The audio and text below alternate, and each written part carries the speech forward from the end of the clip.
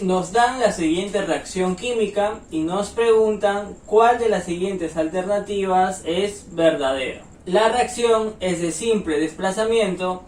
Recordemos que una reacción de simple desplazamiento es cuando un elemento se sustituye por otro dentro de un compuesto. De forma práctica, si tenemos al elemento A y lo vamos a hacer reaccionar con el compuesto BC, esto nos puede dar como resultado AB más C. Y como vemos, el elemento A ha sustituido al elemento C, que estaba formando un compuesto, para formar el nuevo compuesto AB y dejar al elemento C en estado puro. Es lo que pasa en esta reacción. El elemento C, que es el carbono, sustituye al hidrógeno para formar monóxido de carbono y dejar al hidrógeno en estado puro. Por lo tanto, la reacción sí es de simple desplazamiento. Esto sería verdadero. En el ítem 2, la reacción es exotérmica. Primero tenemos que ubicar nuestros elementos. En esta parte están los reactantes. Y en el otro lado estarían los productos.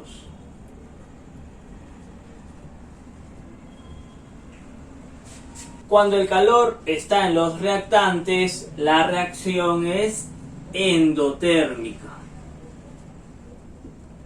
Pero si estaría en el lado de los productos, la reacción sería exotérmica. Pero en este caso, como está en los reactantes, sería endotérmica. La reacción es exotérmica y esto sería falso. En el ítem 3, la reacción es de tipo redox. Para ver si una reacción es de tipo redox, tenemos que observar los estados de oxidación. Como el carbono está en su estado puro, no tiene estado de oxidación. Por lo tanto, su estado de oxidación sería 0. Y tanto los elementos como los compuestos, su estado de oxidación debe sumar 0. Ahora vamos a analizar el monóxido de carbono. Sabemos que el estado de oxidación del oxígeno es -2. Y como todo debe sumar 0, el estado de oxidación del carbono debe ser +2. +2 menos 2 va a ser 0. Pero observamos que el estado de oxidación pasa de 0 a +2. Por lo tanto, ocurre una oxidación. Como ocurre una oxidación, también tiene que haber una reducción. Pero si ya encontramos que hay una oxidación, la reacción sí va a ser de tipo redox. Por lo tanto, el ítem 3 sería verdadero, quedando como respuesta que la alternativa 1 y la alternativa 3 son correctas. Nos dan 3 proposiciones y nos preguntan cuáles son verdaderas. En la proposición 1, la tensión superficial del N-hexano es menor que la tensión superficial del 1-hexanol. Para verificar si la alternativa es verdadero o falso, recordemos que la tensión superficial es directamente proporcional a las fuerzas intermoleculares. Es decir, si tiene mayor tensión superficial, las fuerzas intermoleculares son mayores. Entonces, si observamos, en el N-hexano es una molécula formada por carbonos e hidrógenos. Además, es una molécula apolar. Por lo tanto, presenta fuerza del hondo. Mientras en el 1-hexanol es una molécula que también está formado por carbonos e hidrógenos, pero tiene un OH, es decir, tiene un enlace OH. Y esto es un puente hidrógeno. Y sabemos que el puente hidrógeno, como fuerza intermolecular, es mayor a la fuerza del hondo. Si el 1-hexanol tiene mayor fuerza intermolecular que el N-hexano, entonces el 1-hexanol tiene mayor tensión superficial. La pregunta es, ¿la tensión superficial del N-hexano es menor? Y esto sería verdadero. En el ítem 2, la formación de espuma en la superficie de un líquido indica un incremento de la tensión superficial.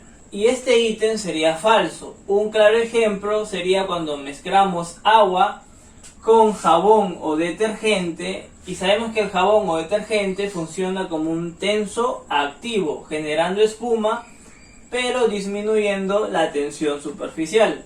Y en el ítem 2 nos dicen que la formación de espuma indica un incremento de tensión, y es lo inverso.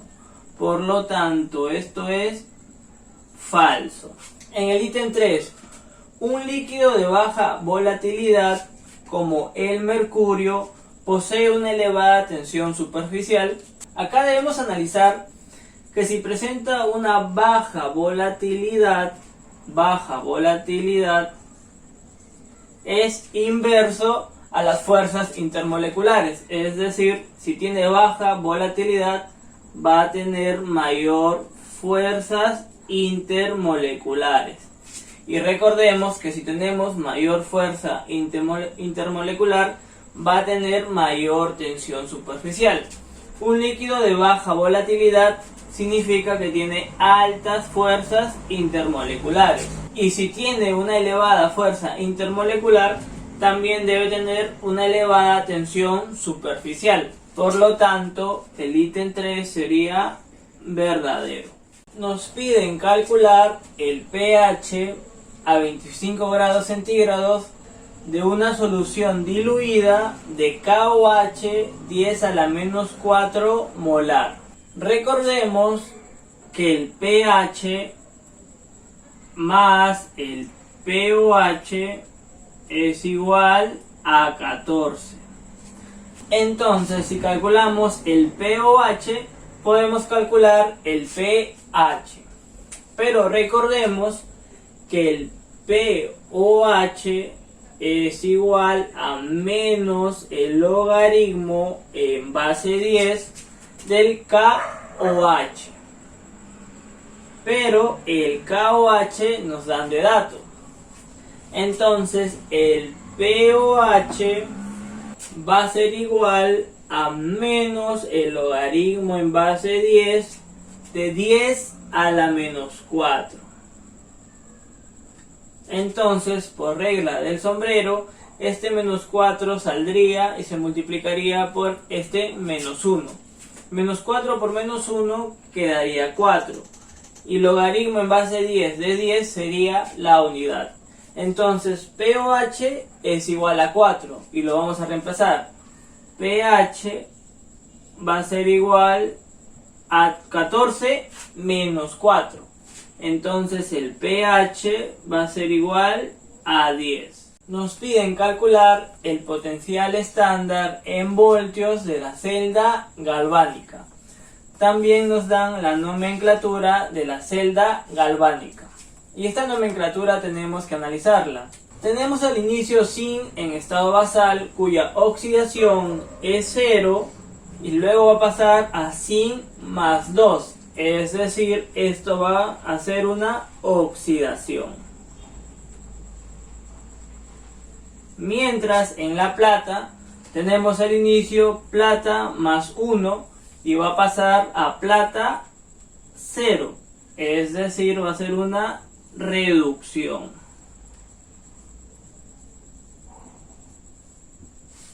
Además nos dan de dato que zinc más 2 va a pasar a zinc en estado basal, es decir, a zinc con oxidación 0, y su potencial estándar va a ser igual a menos 0,76 voltios. Pero por la nomenclatura de la celda galvánica, sabemos que va a pasar de zinc 0 a zinc más 2, es decir, lo inverso. Y si queremos lo inverso de esta reacción, el potencial estándar se va a multiplicar por menos 1. el potencial estándar pasaría a ser a 0,76 voltios, ya que queremos lo inverso, de sin 0 a sin más 2. Mientras que en la siguiente reacción, de plata más 1 va a pasar a plata 0. De plata más 1 va a pasar a plata 0. Entonces esta sí es la reacción que necesitamos. Por lo tanto, el potencial estándar va a ser igual a 0,8 voltios. Pero nos piden el potencial de la celda galvánica. Y el potencial de la celda galvánica va a ser igual al potencial, la plata va a ser reducción y el zinc va a ser oxidación. Sería 0,76 más 0,80. Y esto nos daría como respuesta 1,56 voltios. Nos preguntan cuál de las siguientes alternativas no tiene relación con la química. Y la alternativa sería la D, la teología, ya que es la ciencia que estudia la religión.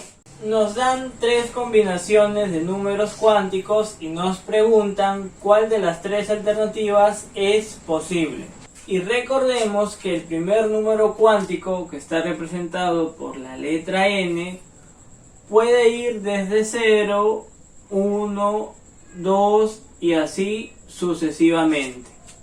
El siguiente número cuántico, que es la letra L, es el subnivel y puede ir desde 0 hasta n-1. Luego tendríamos el orbital, que puede ir desde menos L hasta pasar por el 0 y luego hasta más L. Estos son los valores que puede tomar el orbital. Y luego el spin o la orientación del electrón, que está representado por m sub s, puede tomar solo dos valores, más menos un medio. Entonces, con esta explicación ya podemos verificar cuál de las tres proposiciones pueden ser factibles. En la primera proposición, el nivel es igual a 5, por lo tanto el máximo subnivel que puede tomar sería 4 y nos dan de dato 4, entonces sigue siendo factible. Y el tercer número va desde menos L hasta más L. Como el segundo número cuántico es 4, puede ir hasta menos 4. Esto también es factible. Y sabemos que el cuarto número puede tomar más menos un medio. Esto sería factible. Esto es verdadero. En la segunda proposición, el nivel es igual a 2 y nos dan que el subnivel es igual a 2. Pero esto no es posible, ya que su máximo valor es hasta n-1. Es decir, esto puede tomar como máximo la unidad. El ítem 2 sería falso. En el ítem 3 nos dan el nivel 4. El subnivel 3 también estaría cumpliendo. El orbital menos 3. Recuerden que desde menos L hasta más L también seguiría cumpliendo. Y el cuarto número menos un medio. Esto también sería verdadero. Entonces los números cuánticos posibles sería el ítem 1 y el ítem 3. Y esta sería nuestra respuesta. Nos piden resolver la estructura Lewis del ácido carbónico e indicar el número de enlaces covalentes. Nos dan de dato el número atómico del hidrógeno, del carbono y del oxígeno. Lo que primero vamos a hacer es graficar la estructura Lewis del hidrógeno, del carbono y del oxígeno. Del hidrógeno, como sabemos que su número atómico es igual a 1, sería 1s1. Y su estructura Lewis sería el hidrógeno y un electrón de valencia. El carbono, su número atómico es 6. Sería 1s2, 2s2, 2p2. Y observamos que tiene 4 electrones de valencia. Entonces el carbono, su representación Lewis sería la siguiente. Mientras que el oxígeno, su número atómico es igual a 8. 1s2, 2s2 y 2p4. Observamos que tiene 6 electrones de valencia. Graficamos el oxígeno: 1, 2, 3, 4, 5 y 6. Entonces el átomo central es el elemento que le falta más electrones para completar el octeto. Bajo esa regla, uno pensaría que el hidrógeno sería el elemento central, pero recuerden que el hidrógeno, en su forma más estable, debe tener 2 electrones, por lo tanto no va a llegar al octeto.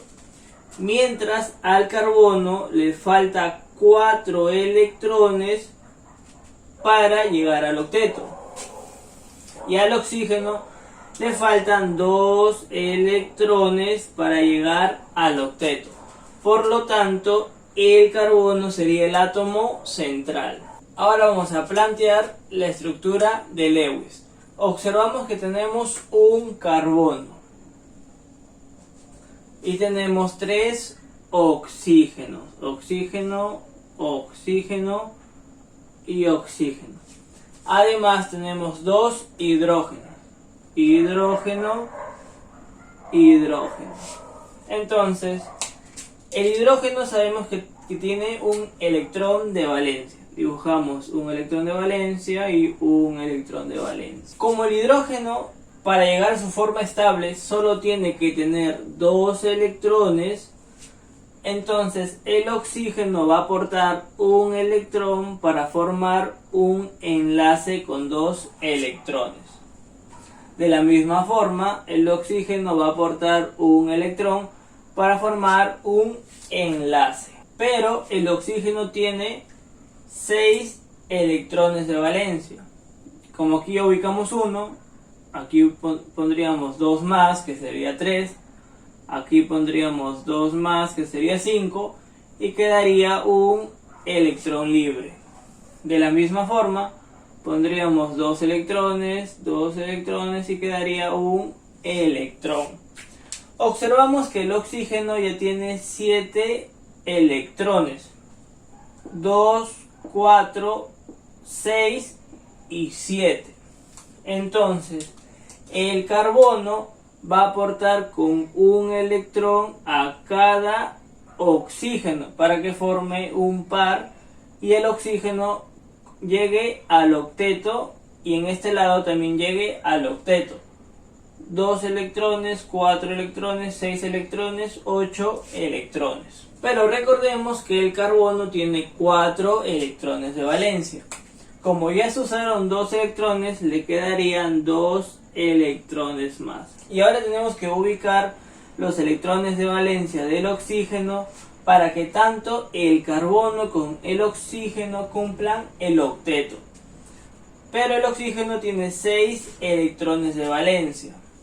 Y a este carbono tiene 2, 4, 6. Le faltan 2 electrones de valencia. Entonces vamos a ubicar al oxígeno 2 electrones de valencia, 2 electrones de valencia y 2 electrones de valencia. Y observamos que el oxígeno cumpliría el octeto. 2, 4 y aquí hay 4 electrones, sería 8. El carbono 2, 4 y 4 más sería 8. Pero nos piden el número de enlaces covalentes. Este sería un enlace, 2 enlaces, 3 enlaces, 4 enlaces, 5 enlaces y 6 enlaces covalentes. Por lo tanto, nuestra respuesta sería que tiene 6 enlaces covalentes.